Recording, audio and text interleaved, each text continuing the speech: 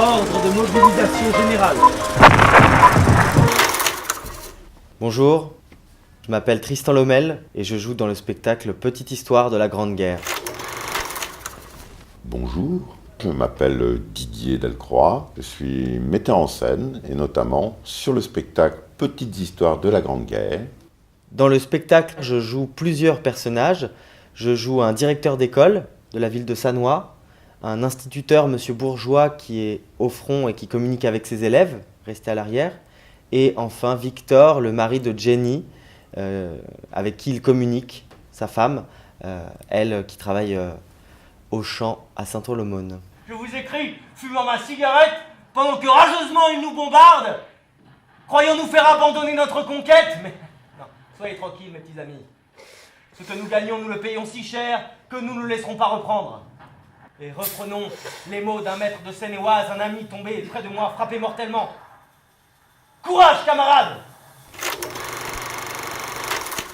Alors le spectacle Petites Histoires de la Grande Guerre, c'est des petites histoires dans le sens où ce ne sont pas forcément des histoires courtes, mais pas celles que l'histoire a retenues proprement dit. Ce sont des gens qui étaient sur l'arrière et il y a plein de petites histoires. Ces gens-là ont écrit à leur époque et tout ça représente un certain nombre d'anecdotes, de petites histoires justement qu'on avait envie de retranscrire.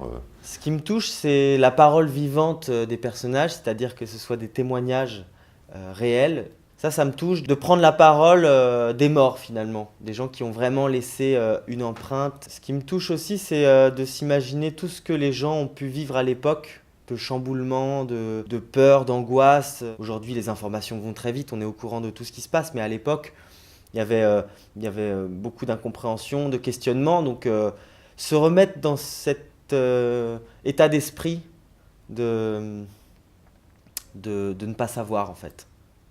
Et d'être dans l'attente, dans la peur. Et on a choisi, parce qu'il y a beaucoup de documents, l'air de rien, de garder ce qui correspondait un petit peu à la région dans laquelle on est, où le théâtre se situe, c'est-à-dire sur le Val d'Oise. Et tout ça fait suite à une exposition qui a été montée par le conseil départemental. Et comme j'avais envie de monter quelque chose sur 14-18, je dois avouer que cette exposition m'a beaucoup inspiré. Et de fait, on a travaillé avec ce service pour avoir la documentation, pour avoir les archives. On a aussi travaillé avec le musée de l'éducation, qui nous a donné aussi pas mal de documentation sur les directeurs d'école et instituteurs qui avaient beaucoup écrit à cette période-là. Et la motivation aussi était d'associer un spectacle qui parle d'il y a une centaine d'années en utilisant des moyens techniques d'aujourd'hui. Il paraît qu'ils coupent les mains des femmes pour voler leurs alliances. Est-ce que vous avez entendu? Les Allemands sont aux portes de la capitale. Ils amputent les membres des nourrissons.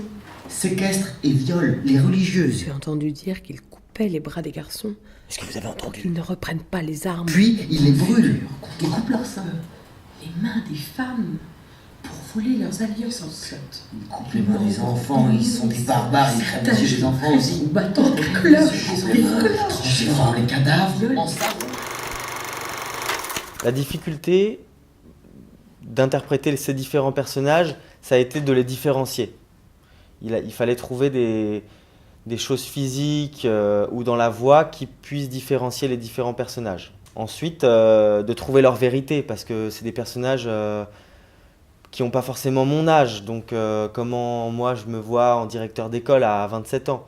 Et puis la façon de penser n'était pas la même. Donc il faut arriver à se projeter à comment ça pouvait être à l'époque. Comment ça pouvait être dans une salle de classe. Comment un instituteur s'adresse à ses élèves. Ce n'est pas par caprice, par tyrannie sanguinaire, comme nos ennemis, que nous luttons. Et que malheureusement nous semons la mort et le désastre. Quelle place lui il a à l'époque? Il a une place beaucoup plus importante qu'un instituteur aujourd'hui. Alors, si on devait résumer le spectacle en 3 mots, je dirais ce spectacle c'est un peu hier, aujourd'hui et demain, quoi. Moi je trouve que ce spectacle, justement, il se veut moderne parce que la vidéo, le numérique, on a un spectacle complet. On est en même temps au cinéma et au théâtre. Mais avec le théâtre, on est en live. Parce que hier, on est sur de l'archive, on est sur une réalité qui a eu lieu, qui commence tout doucement à faire partie de l'histoire et à nous échapper. Donc c'est comme un concert, on joue devant vous, on joue devant le public, Et ça a une valeur qu'on ne peut pas retrouver chez soi, devant son ordinateur, sous la couette. Non. Là, on vibre tous ensemble. Je dirais aujourd'hui parce qu'on est là à vouloir restituer, de vouloir redonner vie à des paroles qui ont une centaine d'années maintenant. C'est un divertissement et en même temps on apprend des choses. C'est très bien de venir voir ce spectacle pour ces deux raisons-là. Et en plus, ça se passe dans la région. Et demain, c'est parce qu'on espère vraiment que cette histoire-là va continuer à se perpétuer pour créer un espace de liberté pour demain aussi.